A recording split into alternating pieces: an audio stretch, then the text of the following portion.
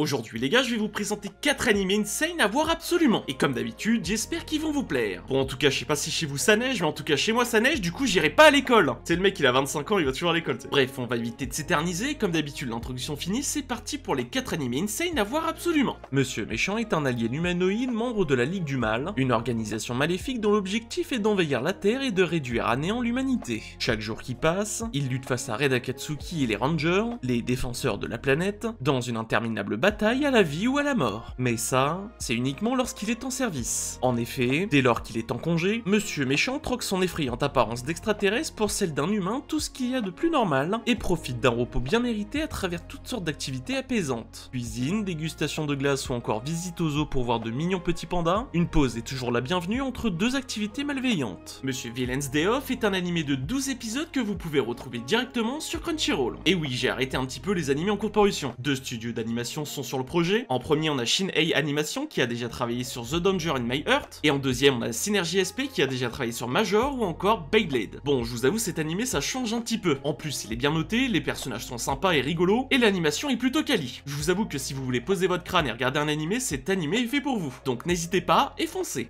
L'histoire se déroule au siècle dernier, en plein milieu de la transition vers l'ère Meiji et le début de l'ère industrielle du Japon. Dans cette nouvelle époque moderne, les samouraïs n'ont plus leur place, étant devenus moins importants que les commerçants. Peu à peu, les guerriers sont remplacés par les armes à feu, et ceux qui étaient autrefois les protecteurs du peuple entrent doucement dans la légende. Un maître sabreur surnommé Kenshin devient un vagabond, errant au fil des jours sur les routes du pays. Cela dit, son sens du courage et sa volonté de protéger les plus faibles n'ont pas disparu, et le samouraï devient petit à petit un justicier apprécié par le peuple. Kenshin le Vagabond est un animé de 2 saisons dont la deuxième saison est en cours de parution avec 7 épisodes de disponibles. Et la première saison a 24 épisodes. Bien évidemment, je vous parle du remake qui est disponible sur Crunchyroll. Après, si vous voulez faire l'ancien, celui des années 90 doit être disponible un peu partout. Le studio d'animation qui s'en occupe, c'est Liden Film, qui a déjà travaillé sur Tokyo Revenger ou encore Call of the Night. Bon, je vous avoue que Kenshin le Vagabond est assez connu, donc je pense que je n'ai pas besoin de parler de l'histoire en détail, mais je peux quand même parler de l'animation qui est vraiment quali sur le remake. Et en plus, on a le droit à la saison 2. Franchement, l'histoire, l'animation, les personnages, etc.,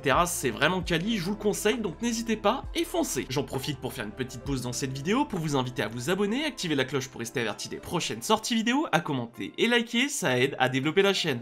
17 ans après être tombé dans le coma suite à une collision avec un camion, l'oncle de Takafumi vient de se réveiller. Selon ses dires, il aurait passé les 17 dernières années dans un autre monde, un monde magique. Difficile à croire pour Takafumi, qui tente tant bien que mal de lui expliquer la situation actuelle du monde, à commencer par l'explosion de sa famille suite à l'accident, en raison de certains désaccords. Toutefois, tandis que le jeune homme s'engage dans un long monologue, son oncle active ses pouvoirs magiques sous ses yeux. Takafumi va désormais devoir vivre avec son oncle, mais aussi le mettre au courant des 2 décennies d'histoire qu'il a manqué, à commencer par les smartphones, l'internet au débit et l'issue de la guerre des consoles des années 90. Uncle from Another World est un animé de 13 épisodes disponible sur Netflix. Et en plus, pour mes fans de la voix française, il est disponible en VF. Le studio d'animation qui s'occupe de tout ça, c'est Atelier Pondark, et pour ceux à qui ça dit rien, ils ont déjà travaillé sur Gambari Duki-chan, ou encore No Longer Hallowed in Another World. Alors oui, c'est un isekai, mais franchement, celui-ci, il vaut le détour. Franchement, avec cet animé, j'ai rigolé de zinzin, et je ne pouvais qu'en parler. Une bonne animation, de bons personnages, et une histoire plutôt rigolote. Donc si vous avez besoin de rigoler, cet animé est fait pour vous, donc je ne pouvais que vous le conseiller. Kenjini Nomiya, un jeune homme extrêmement flemmard ne souhaitant surtout pas travailler pour gagner sa vie, se retrouve soudainement transporté dans un autre monde. S'attendant à être accueilli en héros, il se retrouve finalement dans la peau d'un simple aventurier et est forcé de travailler pour pouvoir subvenir à ses besoins. Réduit en esclavage par une société minière maléfique, Kinji va petit à petit apprendre les véritables sens du mot travail. The Donjon of Black Company est un animé de 12 épisodes disponible sur Crunchyroll. Et en plus, comme l'animé précédent, il est disponible en VF. Silverlink est à l'animation et pour ceux à qui ça dit rien, ils ont déjà travaillé sur Rania Crimson ou encore Nonon Biyori. Bon, on va pas se mentir, cet animé est assez connu, mais j'avais quand même envie de le présenter. L'histoire est sympa et marrante, les personnages sont super cool et l'animation est quali. Que demander de plus? Bref, franchement, n'hésitez pas et foncez. Les 4 animés insane à voir absolument, c'est fini pour aujourd'hui. J'espère que tu as découvert de nouveaux animés ou que j'ai présenté ton animé préféré. Et comme d'habitude, on se retrouve vendredi prochain à 16 h, c'était Mathieu.